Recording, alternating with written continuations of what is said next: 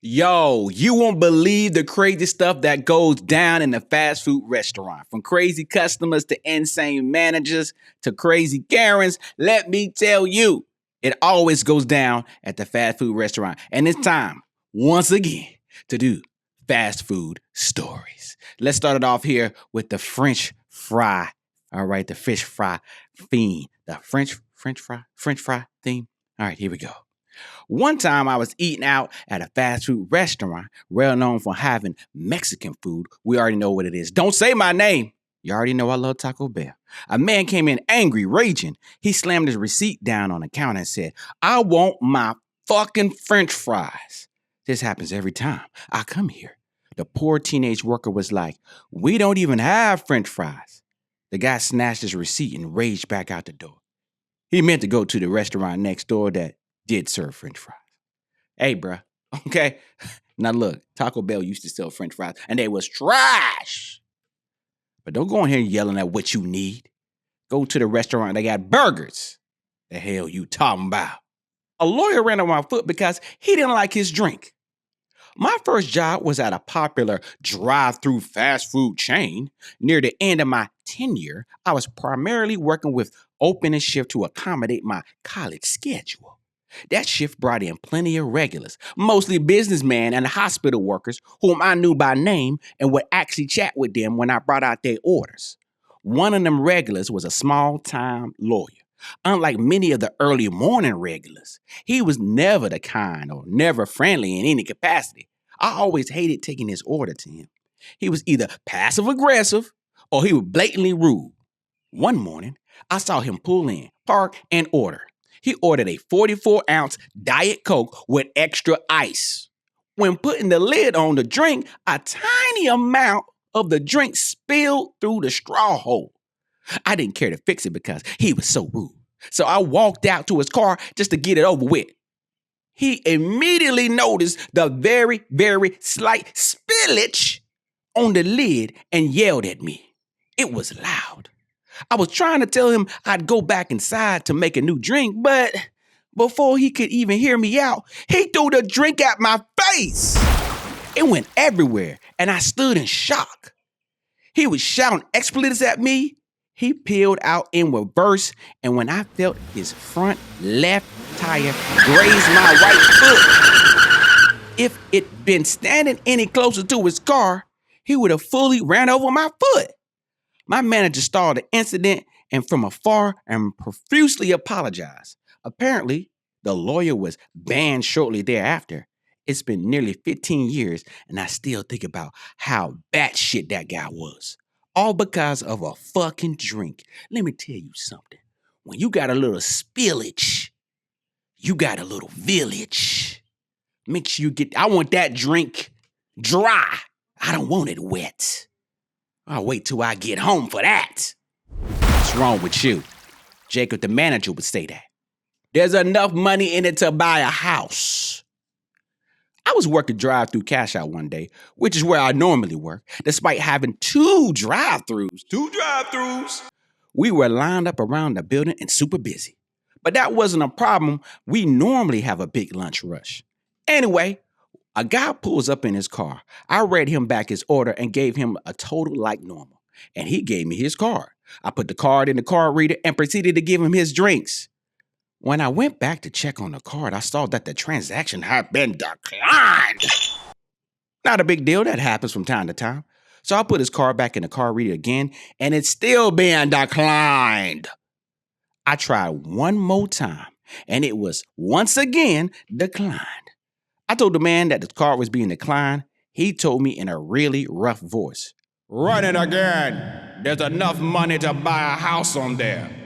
Damn! I told him that I already ran it 3 times, and that it had been declined. But I ran it again, and it once again was declined. At this point, it was taking way too long to get this guy through the line, and people were starting to get a little annoyed. And the girl who was on the headset checked to make sure everything was okay. I told the man that the card wasn't working. The guy rolled his eyes and said that this was crazy, that he could buy a house with it. He checked his wallet again and found the correct card. After that, he was ashamed and drove away. Bruh. Now, who else ain't did that?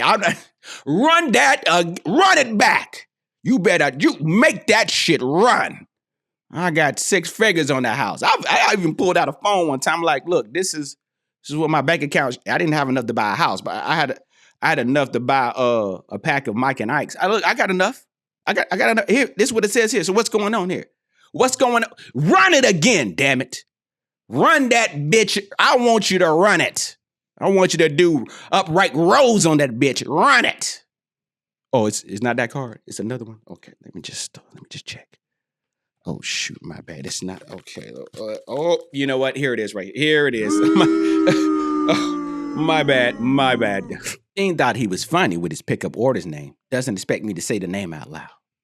So at my burger place, customers can use our app to order food and pick it up when it's ready.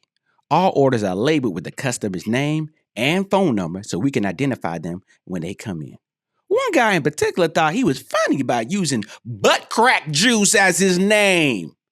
I rolled my eyes at first, but then I figured, okay, you want to play this? I'm gladly play along. So the guy comes in for the order, and of course it was a teenager behind the name. I asked him for the name on the order. He could only utter "but" before stopping himself because he looked almost embarrassed to say it. I said it for him. Ah, you must be Mr. Butt Crack Juice. He has his face in laughter and embarrassment, and his friend is laughing. Oh, I wasn't done with him yet. I turned to my manager and the back of the house and shouted, "Hey, Butt Crack Juice is here." They already knew ahead of time. After making sure the guy's order was all good, I saw he had a lemonade with his order. So I said, "Enjoy the juice," as he left. It was all good and fun. I thought the kid either lost a bet with his friends or he thought none of us would have had the balls to say all his joke name outside. Look, man. All right, look, use your real damn name. Quit playing with people at fast food. They ain't got time for this. They don't get paid enough. I'm in the kitchen sweating right now. Butt Crack Juice. The day our brand new manager quit without notice. When I say without notice, what I mean is she simply slipped out while nobody was looking in the middle of lunch rush. Yup, her very first day. Let's call her Jane. Our other better established manager was on break. This left the store with only 3 employees inside. For reference, we technically needed more like 6. Though I knew from experience that we could make it happen with 2. It went like this. "Where's Jane?" my teenager coworker asked. She was alone online while our other teammate was pulling a drop. She was in the weeds. I could see the panic in her eyes. While I had been holding down the window, I hadn't even noticed where James was gone. Immediately, my heart rose into my throat.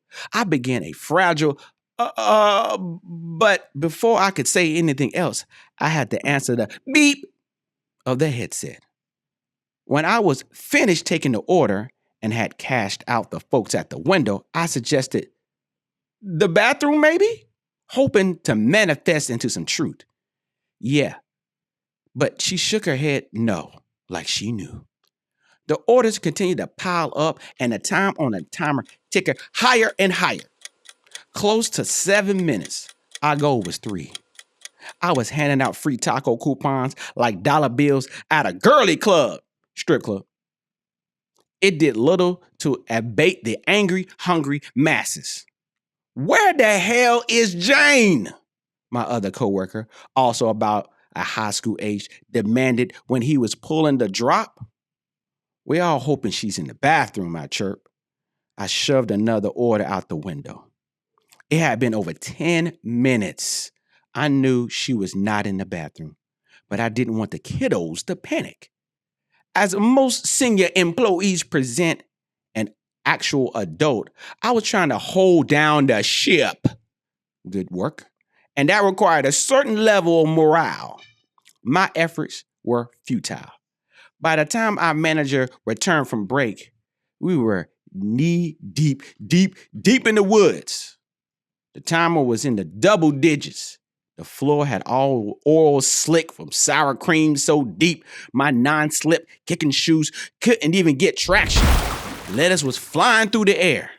And my manager asked us, "Where's Jane?" We all simply shook our heads and threw our hands. My manager washed up and jumped online, and when another coworker came to break me out, I was informed that Jane had simply walked out of the building. Told her that I can't do this shit. Got in the car and left. It would have been nice to have had this information half an hour ago. Breaks are sacred. Let's just say that, okay? I needed my vape. Damn. What made this so shocking to me is that there was no sense. It made no sense. Seen people go ape shit and quit, but never had anybody just secret squirreled right out the door. Let me tell you something. I already talked about it on the other story time. I ain't mad at her, all right? I already tell you my story for Bojangles. I'm gonna say this restaurant. I don't own it yet, so let's just say it. Bojangles, all right? Back in high school.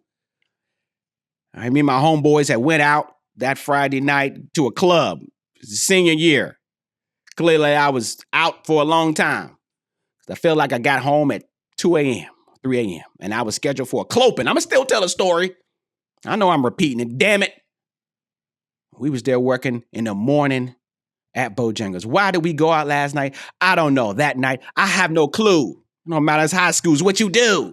You're out here in them streets, them clubbing streets. I'm over there making Bowberry biscuits back to back, just making it like Jeezy in '08 when he's doing birds. I was the big meech of Bojangles biscuits when it came to Bowberry. I was BMFing those Bowberry biscuits. I looked at my boy. He was making chicken back. He was dropping the Cajun 8, then dropping another Cajun 8. I was like, damn, it's got to be time to leave. We've been so busy, it's got to be time to leave. I looked up at the clock. It had only been 2 hours. We had truckers coming there getting their food to get ready for their lot lizards. We had high schoolers coming in. We had hungry men, everybody, divorced men, big back women. Everybody was coming in that morning for Bojangles. I looked at my boy. I said, look, you want to quit? Because this is the day. I didn't like my manager anyway. She was a racist. She was a humpback racist. I wasn't making that much money. Hell, it's senior year. I devised a plan. So I told my boy, this is what we're going to do. We're going to tell our manager, we're going to take the trash out together because it was full. The trash was flowing. Flowing like Drake on So Far Gone. And I was like, all right, this is what we're going to do. Alec, we're going to take the trash out. We're going to jump in your car and leave. Made myself a couple of Bowberry biscuits. Grabbed them up. Gave my boy the signal. Took that trash out. Took it to the dumpster. And left the trash there by the dumpster. Jumped in his car. With dough out on my fingers and arms. Giggling like a schoolgirl. We peeled out and played Cameron.